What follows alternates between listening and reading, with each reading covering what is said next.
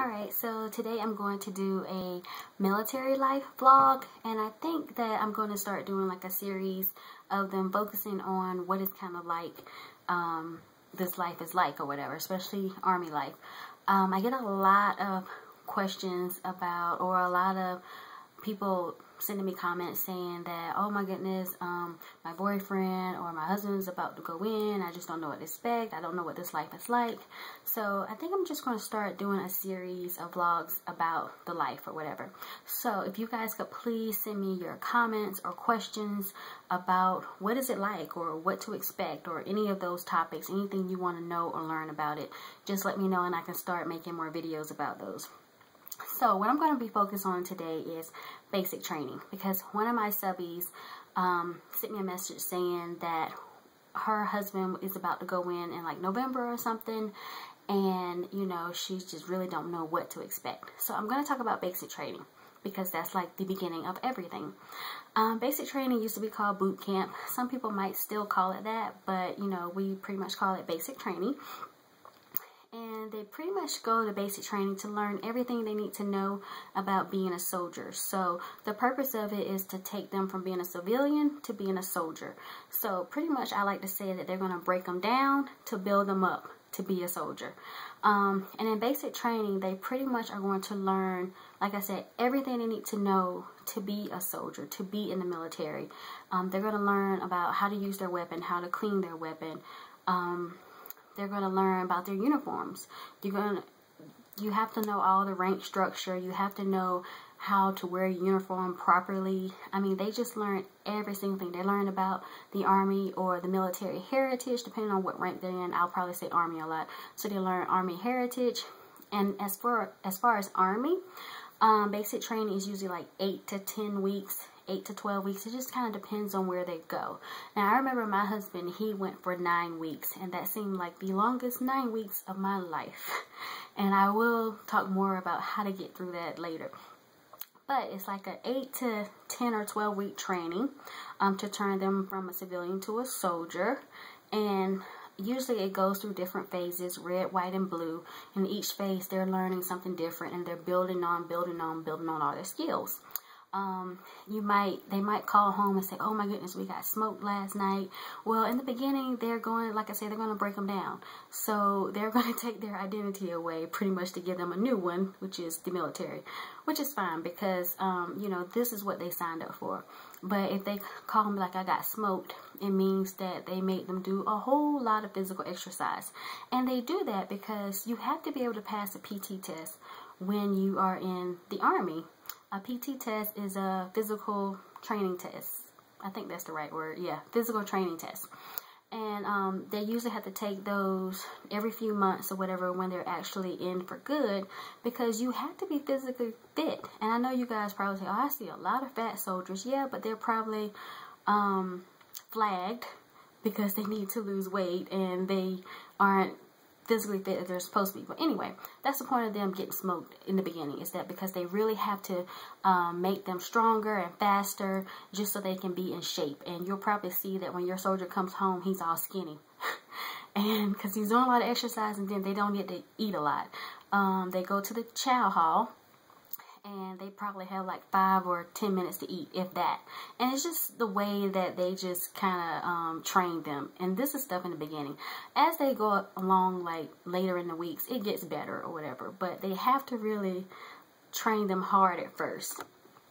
So, let's see what to expect while he or she is in there in basic training. They will not be able to call much. So don't freak out if you haven't heard from them. They're not going to be able to email you. At least from my understanding, when my husband went, he couldn't call, email, nothing. He did write me letters. So they can write letters, and he pretty much wrote me every day. So it was really cool getting something in the mail from him every day. And I did the same thing. I wrote to him every day. So don't expect them to be able to call much. I think he probably was able to call me 3 times, if that, when he was in there. And I think 2 of those times was kind of illegal. He wasn't supposed to be calling, but some kind of way he found a way to call. Don't encourage them to do that. You do not want them getting in trouble, because if they get in trouble, they are the ones who have to pay for it. And it's pay for it meaning like they probably have to like clean the floors with toothbrushes, something like that. Nothing like they're gonna get beat up or anything. No, it's not like that. Or they have to like run 2 extra miles, or do 100 push-ups, stuff like that. All right, so don't expect them to be able to call you much. And when they do call you, and when you are writing them, don't focus on any kind of past stuff or any negative stuff. Keep things positive, because you really want to keep their head focused so that they could get through this, and just keep thinking about the big picture. They're doing this to help your help their family, help you guys out. So just think of the big picture. I don't care if you saw their ex-girlfriend at the football game. Don't bring stuff like that up. Leave that stuff. Wait till they come back for that stuff. Like, keep them positive, keep them uplifted, keep them focused on the big picture. And that's finishing this so that they can create a better life for you guys. So try to write them every day. That really helped me get through it. So I'll talk about what helps you get through it. The biggest thing for me was trying to write him every day. Like, I had a little notepad at work where I would just be writing like, oh, I did this, or now I'm about to eat lunch. But, you know, he didn't care. It was just nice for him to know my day and kind of what I was doing, because it made him kind of feel like he was there with me. And he pretty much did the same thing at night. Right before he went to sleep, he would write me, oh, this happened today, and we got smoked today, or, you know, whatever. So it was nice just to hear from him. I would also send him pictures. I don't know if you can send pictures, because I kind of had to hide them in like cards and really thick letters. So I don't know if you're supposed to do that or not. I don't know. And not pictures like that, but you know, cute pictures. You can't really send them goodies, I don't think. I don't remember being able to do that. I think you can send them like money, because sometimes like they have to go and get like personal items or whatever. So I think that you can send them money. But yeah, main thing, send them letters, write them every day, send them cards, send them a picture of you and the family or whatever. All right. Let me see. I'm looking at my notes because I don't want to forget anything. Oh, another way to get through it is you got to stay busy. You got to find something to keep busy, because like at first I was just like so depressed. I'm like, oh my goodness, you know. And the good thing is that I worked. So, you know, I went to work every day. That took a lot of time and kind of took my mind off it a little bit. But then after work, I came home to an empty apartment. So one thing that I did was I just got engrossed in running. Like by the time he came home, I was running like 10 miles a day, because I mean, I had all the time in the world. We didn't have children then, so I had all the time in the world just to run. So I just engrossed myself in running. So I mean, find a hobby, volunteer, start school, plan your wedding, plan something for him to come home. I mean, you got to really keep yourself busy, because if you just sit there and think about, oh, he's not here, and you're going to cry all day, I mean, that's not helping anything. And he needs you to be strong so that he can get through this and be strong.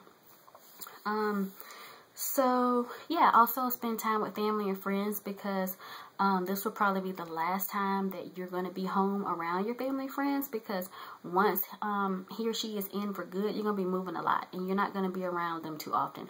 So try to spend as much time with your family and friends, and don't do stuff that is going to get you in trouble when he gets home. You know, come on, be smart. So main thing, be positive, be strong, write them every day. Find something to do, get engrossed in some sort of positive, healthy activity. And I think that's it. So if you guys have any questions, more questions about basic training, let me know. Don't forget to put in the comments about more things that you want to know about, or videos that you want to see. And for the basic training video, I might try to link below the Army's basic training website. So if he hasn't gone yet, it can show you like pretty much what he's going to be doing. Also, it has like a checklist of items that he'll need to bring or whatever. And you can kind of help him pack that, just to show that you're like encouraging him. Also, it has like what he needs to pass the PT test. So maybe you could like go running with him, or help him count his push-ups and things like that. So be supportive. And if you guys have any more questions, please just give me any of your questions, because I want to help you and give you a very accurate description of what it's like. Alright guys, so I'll see you in the next video. Bye!